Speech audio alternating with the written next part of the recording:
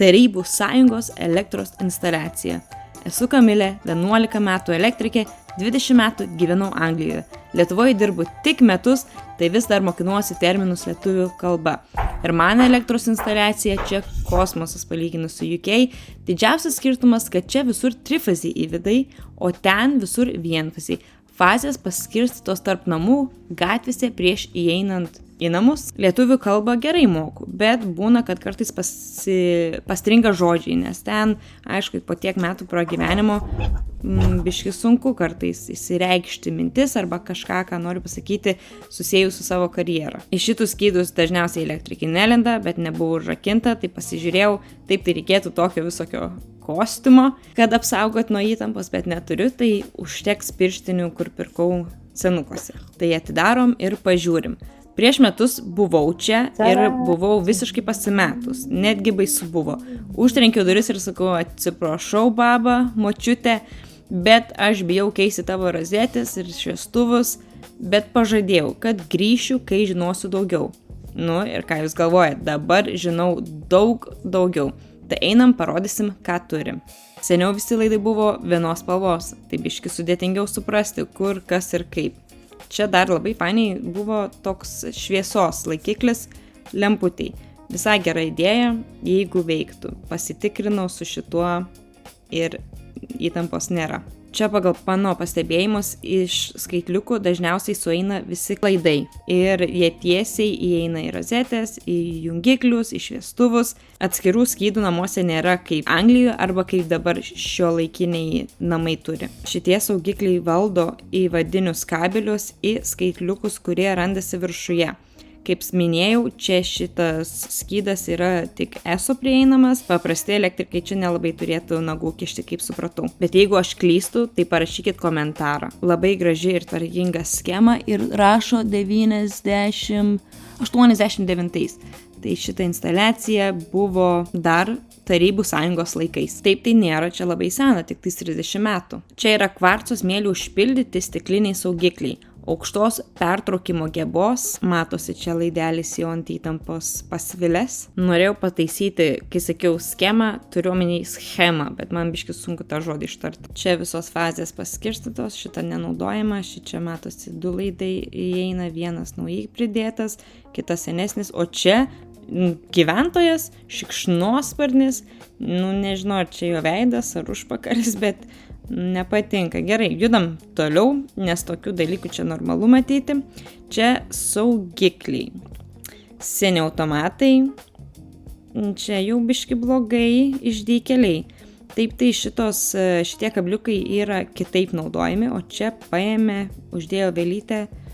Čia labai blogai taip apėjimas saugiklio. Ir taip daryti negalima. Tai prašau, jeigu žiūrit ir taip darot, nedarykit. Šičia, man atrodo, turėtų būti kažkaip tokia rankena, bet kaip suprantu, jinai jungiasi iš lauko pusės su specialiu įrankiu. Šitas automatukas, tai nežinau kam jisai, bet įtampa pereina per jį.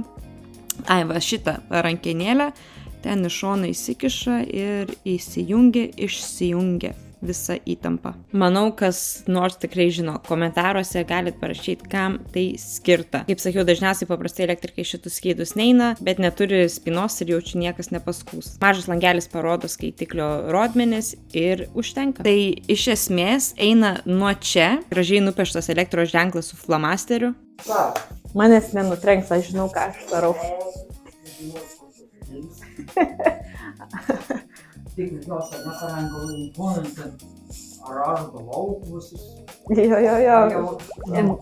Vagiu visą aliuminį. Aliumą. Čia kreunamos ir laikomos durpės per žiemą, porą tonų. Dabar jau viskas panaudota. Ir naujas katilas, kuri močiutė įsidėjo. Labai gražus. Ugnis jau irgi paruošta. Katilas paprastas. O durpių liko tik vienas sluoksnis, bet vasara jau greitai. Galiu parodyk.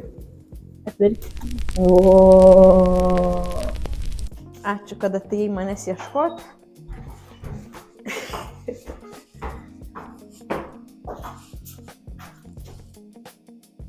Orai per Velykas tai buvo baisus. Gerai, varom į parduotuvę, susipirksim visko, ko reikia.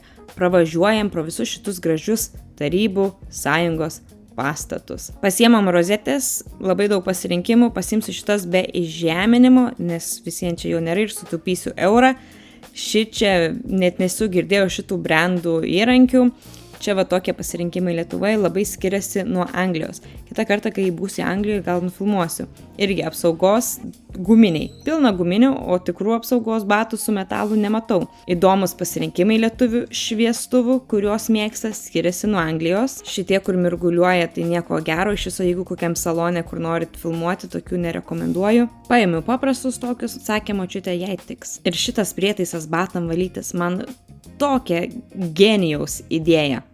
Nusivalai, metalas nubraukia purvą ir įeini gražiai, va kokios durys irgi stiprios, metalinės. Gerai, žiūrim, kur yra skydai. Bet čia paskirstimo skydų nėra. Viskas eina tiesiai iš apačios čia į viršų į skaitiklius. Iš skaitiklių kiekvienas kabelis eina tiesiai į rozetę arba šviestuvą. Nėra jokių jungiklių tarp jų, jokios apsaugos, nuotykių realių, jokio įžeminimo. Gerai, išjungiam elektrą ir kimbam į darbus. Prašau, viską, ką matysite šiame video, nedarykit to namuose, gerai? Pasidedam taburetę, o taip tai darbę aš naudoju kopėčias. Dabar reikia pažiūrėti, ar įjungta.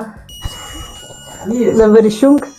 Yra elektros. Jo. O ta kodėl nedegta lemtelė? Nu, nežinau, čia gal kažkokie kontaktai per. O juk aš išliaukčiai laikyčiau įsuk, adrabužius plaudę, tai į tomsę sobelį užsukį. Palauk, išjung dabar. Abudu. O kaip tu minėjau, nu nedeg lemtelį vis. Gal to šitą priirų be lempelės. Ui, elektrą. Taip, po Elektrą. Na, nežinau, pažiūrėsim pakeisti. O čia jo su vienim prikalt, aš nesuprantu. Su vienim. Jo. Ta ką dykalys eina, vienis. Šokie visko prisigalvoja. Ta ką tu čia nuimsiamis? Aš išrausiu, išlupsiu. Pamatysi. Keraminis šviestuvas, prikaltas vienim ir gerai uždažytas. Reikėjo gerokai patrenkyti su tuo plaktuku ir su šito mažiuku, nežinau kaip jisai lietuviškai, gal ką žinote, palikit irgi komentaruose. Va kokie vienis, oho. Ir žiūrim, 2 laidai, 2 kabeliai, poliariškumas nepažymėtas aiškiai, įžeminimo nėra, nebuvo tada reikalinga. Pasižymėjau, kur bus skylutės, kur reikia gręžti. Keliavau lengvai, neturėjau visų įrankių, nepasiėmiau perfo, bet susitvarkiau. Betonas buvo visai kietas, bet šitie grąžtai, kur dedasi į paprastą drelę, labai tikrai geri ir suėjo, pasidarė tos skylutės ir viskas okei. Ir sugalvoju, kad padarysiu taip, nuimsiu viską, įjungsiu elektrą ir patikrinsiu, kas fazė, kas nulis, pažymėsiu su markeriu ir tada žinosiu, kur kaip ką jungti. Taip tai yra skirtumas tarp blogo elektriko ir tas elektrikas, kuris žino, ką daryti, bet visiems nusprendžia daryti blogai.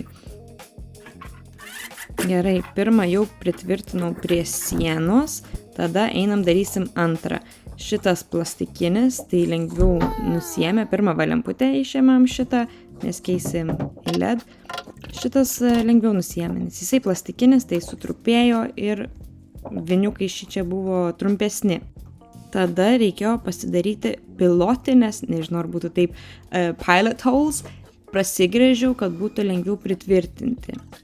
Pridėjau irgi su markeriuku, pasižymėjau kur kas kaip, čia bandžiau padaryti skylės, bet jau kažkaip, ten kažkoks metaliukas, man atrodo, buvo kur pataikiau, tai labai sunkiai prasuksiu čia, bet kokias 5 minutės čia užtrukau, kol viską susigrėžiau ir tikrai galvoju, ką reikia daryti, kaip čia ką.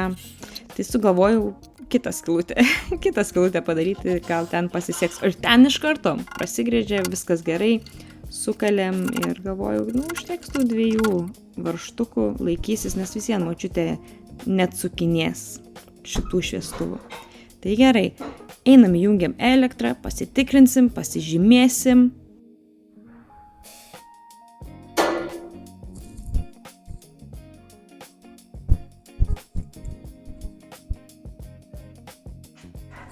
Pasižiūrim, kur įtampa, kur yra, kur nėra, su markeriuku pasižymim.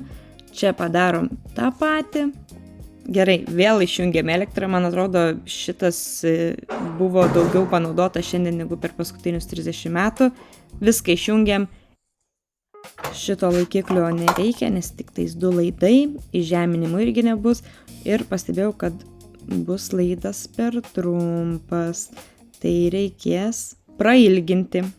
Šitas šviestuvas biškai kitaip, tai šitą galėsiu prijungti, čia laido nereikės prailginti. Tai geriau prijungiu šitą pirmą, truputį pasigaražinau laidą, labai sunkiai žievinasi izoliacija. Prijungiam ir šitas šviestuvas kaip ir baigtas. Tai kas nervina, kad kartais šitie dangteliai iš pirmo karto neprisisuka. Iš 3 karto prisukau. Gerai, kad mašinoje radau tokį mažą gabaliuką laido kabelio. Man irgi kartais lietuviškai maišosi laidas ir kabelis. Cable and wire. Tai vadinasi, kabelis yra, kai daugiau negu vienas, o wire tai laidas, kai yra po vieną. Uždedam tokias vago jungtis.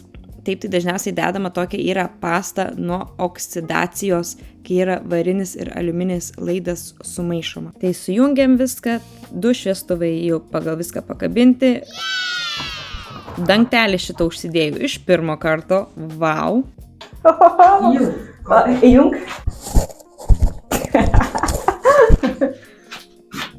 Va, ką šveisi. Bet va, dabar reikia šitas išjungti. Tai pamatytum, kaip iš tikrųjų. Į veidrodį kitą iš to matos.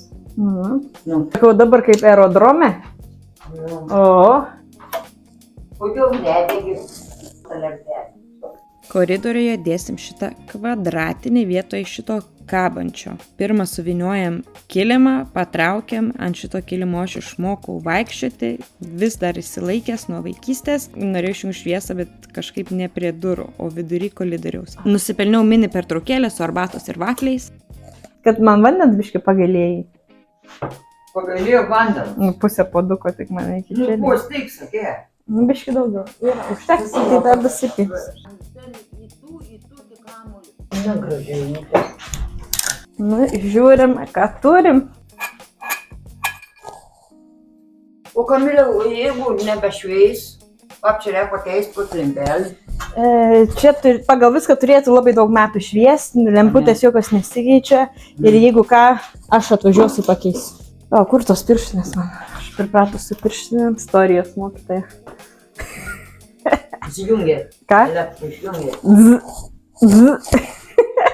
Močiutei tokie prikolai nepatiko, tai jinai pabėgo. Namus toks kažkoks.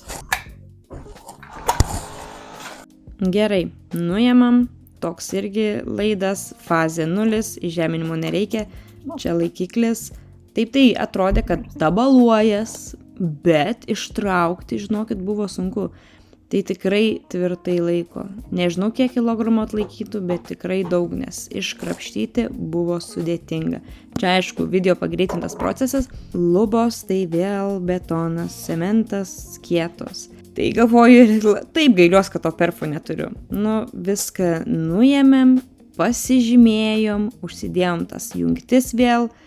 Pasižymėjau, kur reikės skylės daryti, pasidariau skylės, bet irgi čia laiko gerokai užtruko. Vienu metu tikrai norėjau pasiduoti ir, nežinau, važiuoti atgal į Kauną pasimti perfą ir grįžti. Bet nepasidaviau ir po kiek laiko skylės pasidarė. Įkišau, oi, čia dar gavau per snukį su savo tą atsuktuvu. Įdėjau, prisukau ir žinokit, nelaikė. Patraukiau ir viskas išlindo, tai įdėjau storesnius tuos kištukus. Plaktuką tingėjau pasimti, tai įkaliau su replėm. Ir šį kartą laikiklis labai stipriai, gražiai įsisuko, valio. Pasižiūrėjau, kuris fazė, kuris 0, su markeriu pasižymėjau, prijungiam LED trafą ir prisukom. Čia irgi biškai buvo žaidimas atitaikyti, kur tie varžteliai, juos pataikyti, nenumesti. Ir kai ten pasilipus buvo, radau tokią nostalgiją. Mušti kilimą su šito, pamenu, kai vaikystėje leisdavo, būdavo, vau, kaip linksma. Įjungiam ir kaip gražiai šviečia, valio. Gerai, 3 šviestuvai pakabinti, beliko 2 rozetės. Atsisėdam vėl ant taburetės, nuėmėm šitą seną, kuri nejudinta 30 metų. Taip, pagal viską čia mano pirmas kartas dirbant senam bute. Mano visi darbai dažniausiai yra naujos statybos namuose arba kapitaliniai remontai. Tai čia buvo visai įdomu, kai nuėmiau rozetę, išvaliau viską ir žiūriu. Kas labai įdomu yra skylė, šičia močiutės rozetės, o ten laidas kaimynų. Ir kiaurai per skylę matau kaimynų rozetę.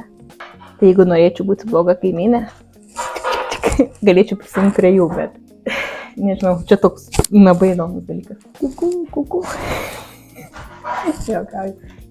Kas man dar labai patinka apie lietuviškas rozetės, kad galima vertikaliai ir horizontaliai dėti jas, o Anglijoje, jeigu netaip įdėsi, atrodys labai keistai. Čia vienas laidas gerokai pasvilęs, tai nukirpau, nužievinau, bet pamiršau, kaip sunkiai šitie kabeliai žievinasi, šitie laidai. Čia jos, o čia tavo. Ten jos. Pašlau.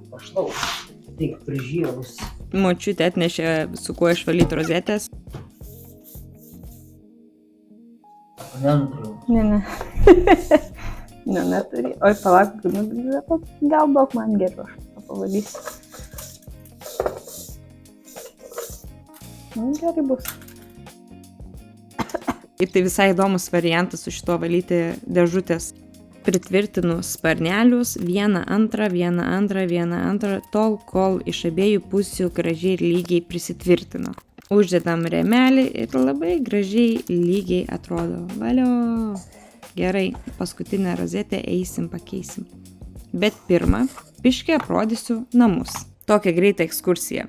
Originalus dizainas, tipinis stilius, pas visus buvo vienodi jungikliai, vienodi tapetai, komunizmas. Viskas buvo laikoma šitose gražiuose spintose su stikliniu turim. Visos turėlkos ir fužerai buvo tik baliam naudojami. Daiktai saugomi nuo dulkių ir pasenimo su maišiukais visokiais. Čia aš vaikystėj su mano piniginėm, nes žinojau, kad būsiu elektrikė ir turėsiu daug pinigų, kai užaugsiu.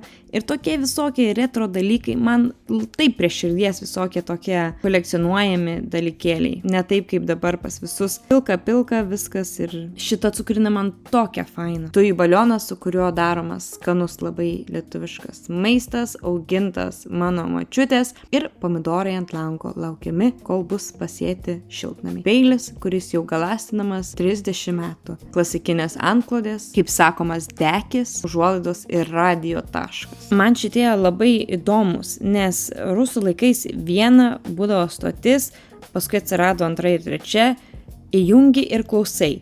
Tokį kaip garsiakalbį, jokio pasirinkimo, jokių reguliavimų.